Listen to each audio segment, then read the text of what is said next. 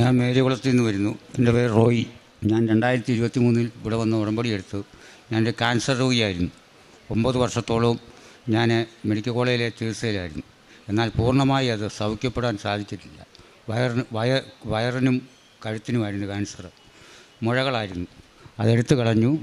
അത് കഴിഞ്ഞപ്പം നീര് വരാൻ തുടങ്ങി. നീര് പൂർണ്ണമായിട്ട് മാറുന്നില്ല. ഇഞ്ചക്ഷൻ എടുക്കുമ്പോൾ നീര് മാറും, പിന്നെയും നീര് വരും. ഒരു നിവൃത്തിയില്ല. സാമ്പത്തികമായിട്ടും ബുദ്ധിമുട്ട് അനുഭവിക്കേണ്ടി വന്നു. 9 വർഷം അവിടെ വന്ന് ഉടമ്പടി എടുത്തപ്പം അവർ സ്കാൻ ചെയ്യാൻ വീണ്ടും പേപ്പർ തന്നു. ആ സ്കാനിങ് പേപ്പറുമായിട്ട് ഇവിടെ വന്ന് പ്രാർത്ഥിച്ച് ആ സ്കാനിങ് പേപ്പർ അച്ഛനെ കാണാൻ വന്നപ്പോൾ അച്ഛനെ കാണാൻ സാധിച്ചില്ല. ജോസഫ് അച്ഛനെ കാണാൻ വന്നപ്പം തിരിച്ചു പോയി. ആ കാര്യം നോക്കിക്കഴിഞ്ഞപ്പോൾ അവർ പറഞ്ഞു രോഗമൊന്നുമില്ല. പ്രാർത്ഥിച്ചു, ഈ രോഗം മാറ്റിത്തരണേ, ഈ രോഗം സൗഖ്യമാക്കണമെന്ന്. ഈ അൽത്താരി നിത്യാരാധനയുടെ അവിടെ വെച്ച് പ്രാർത്ഥിച്ചു. അവിടെ ഒന്ന് പ്രാർത്ഥിച്ചിട്ട് ഞാൻ പോയി. അച്ഛനെ കാണാൻ എനിക്ക് സാധിച്ചില്ല. വിഷമിച്ച് ഞാൻ പോയി. അവിടെ ഒന്ന് സ്കാൻ ചെയ്ത് നോക്കിയപ്പം രോഗമൊന്നുമില്ലെന്ന് പറഞ്ഞു. പിന്നെ നീരും വന്നിട്ടില്ല, രോഗവും വന്നിട്ടില്ല. വിശപ്പും ഇല്ലായിരുന്നു, വിശപ്പും വന്നു. ഇപ്പോൾ ഒരു കുഴപ്പമില്ല. പിന്നെ കൃഷി ചെയ്യുന്നുണ്ടെങ്കിലും ഒരുപാട് കടബാധ്യതകൾ വന്നു. പിന്നെ അത് കഴിഞ്ഞപ്പം കൃഷികളിൽ നിന്നും ആദായം ലഭിക്കാനും കൃഷിഭാഗ്യത്തിനായി ഞാൻ ഉടമ്പടി നിയോഗം വെച്ച് അത് സാധിച്ചു തന്നു. അങ്ങനെ മാതാവ് എന്നെ അനുഗ്രഹിച്ചു.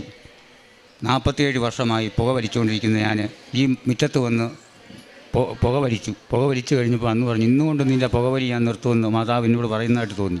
പിന്നീട് പുക ഞാൻ തൊട്ടിട്ട് ആ സാധനം ഉപയോഗിച്ചു. ഒരു 8 മാസത്തോളമായി പുകവലി പൂർണ്ണമായിട്ട് ഉപേക്ഷിച്ചു.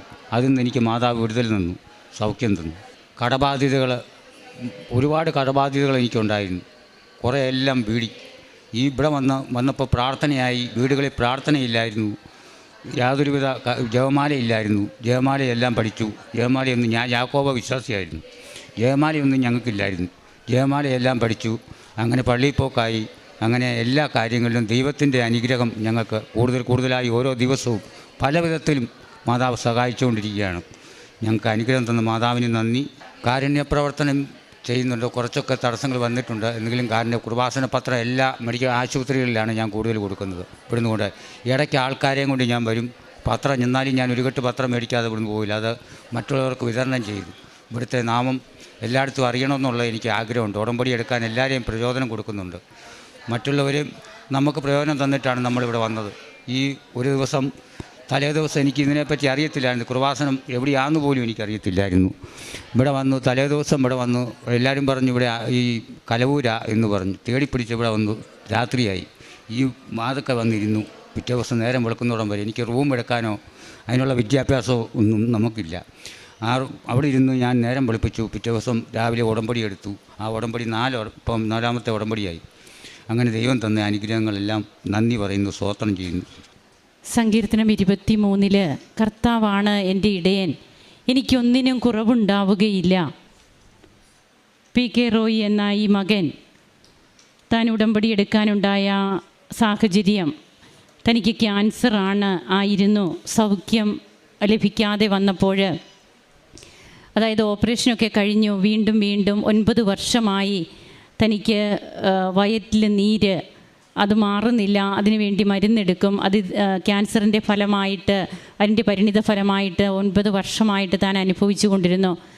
അങ്ങനെയുള്ള സാഹചര്യത്തിലാണ് ഉടമ്പടി എടുത്തു പോയ മറ്റ് സഹോദരങ്ങൾ പറഞ്ഞ് ഈ മകൻ ഇവിടെ കടന്നു വരുന്നതും ഉടമ്പടി എടുക്കുന്നു. ബഹുമാനപ്പെട്ട VP ജോസഫ് അച്ഛനെ കാണണമെന്ന് ഒത്തിരി ആഗ്രഹിച്ച് ഇവിടെ വരുന്നുണ്ട്. എന്നാൽ ബഹുമാനപ്പെട്ട അച്ഛനെ കാണാൻ സാധിച്ചില്ല. വിഷമിച്ചാണ് പോയത്. പക്ഷേ നാം ഒക്കെ ഇവിടെ വരുമ്പോൾ നാം അമ്മയെ കാണാനും ഈശോയിൽ നിന്ന് കൃപകൾ നേടുവാനുമാണ് നാം വരേണ്ടതും വരുന്നതും. ആ ബോധ്യം ഈ മകന് തൻ്റെ അനുഭവത്തിലൂടെ ലഭിച്ചു. ബഹുമാനപ്പെട്ട അച്ഛൻ പറയാറുണ്ട്, നിങ്ങൾ എന്നെ കാണാനല്ല വരേണ്ടത്, പരിശുദ്ധ അമ്മയിലൂടെ ഈശോയാണ് ഇവിടെ കൃപകൾ വർഷിക്കുക.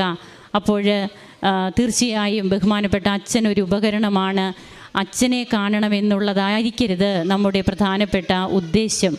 എന്നാൽ പരിശുദ്ധ അമ്മയുടെ നടയിൽ താനെടുത്ത ഉടമ്പടി, ആ ഉടമ്പടി പത്രവും തൻ്റെ ട്രീറ്റ്മെൻറ്റിൻ്റെ പേപ്പറുകളും നിത്യാരാധന ചാപ്പലിൻ്റെ ഡോറിൽ വെച്ച് ഈശോയെ കാണിച്ചു എന്നാണ് പറയുക. ഈ മകൻ അതാണ് ഇവിടെ വെച്ച് പ്രാർത്ഥിച്ചു പോയി എന്ന് പറയുക.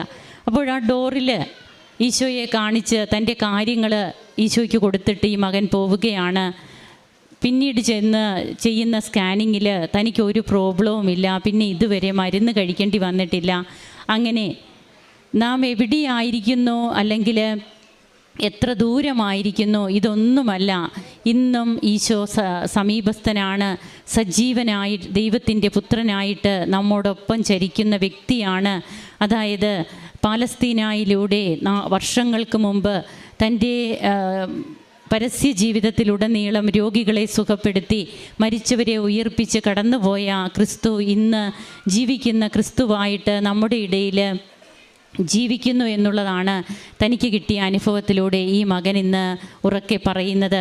അങ്ങനെ പിന്നീട് നേർച്ച വസ്തുക്കളുമൊക്കെ ഉപയോഗിച്ച് തനിക്ക് കിട്ടിയ പരിപൂർണ സൗഖ്യവും തൻ്റെ കൃഷിയെല്ലാം തനിക്ക് നഷ്ടമായിരുന്നു. ഇവിടുന്ന് കിട്ടിയ നേർച്ച വസ്തുക്കളൊക്കെ ഉപയോഗിച്ചോ കൃഷിയിടത്തിൽ? ഉപയോഗിച്ചു. കാശ് രൂപം എല്ലായിടത്തും ഞാൻ ഉപയോഗിച്ചു. ഉപ്പും ഉപയോഗിച്ചു. അത് കഴിഞ്ഞപ്പം കൃഷികളെല്ലാം ഭംഗിയായിട്ട് നടക്കാൻ എന്നെക്കൊണ്ട് സാധിച്ചു. മാതാവിന് നന്ദി. അങ്ങനെ തൻ്റെ കൃഷിയിടം വരുമാനമുള്ളതായി തീർന്നു. കടങ്ങളെല്ലാം തനിക്ക് വീട്ടുവാൻ സാധിച്ചു. 47 വർഷമായിട്ട് തനിക്കുണ്ടായിരുന്ന പുകവലി അമ്മയുടെ തിരുമുറ്റത്ത് വന്നിട്ടും പുക വലിച്ചു എന്നാണ് പറയുക. അന്ന് അമ്മ പറഞ്ഞു, തനിക്കൊരു ഉൾപ്രേരണ തോന്നി, ഇനി നിന്നെ കൊണ്ട് ഞാൻ പുക വലിപ്പിക്കില്ല. പിന്നീട് ഇന്ന് വരെയും തനിക്ക് അങ്ങനെ തോന്നിയിട്ടില്ല.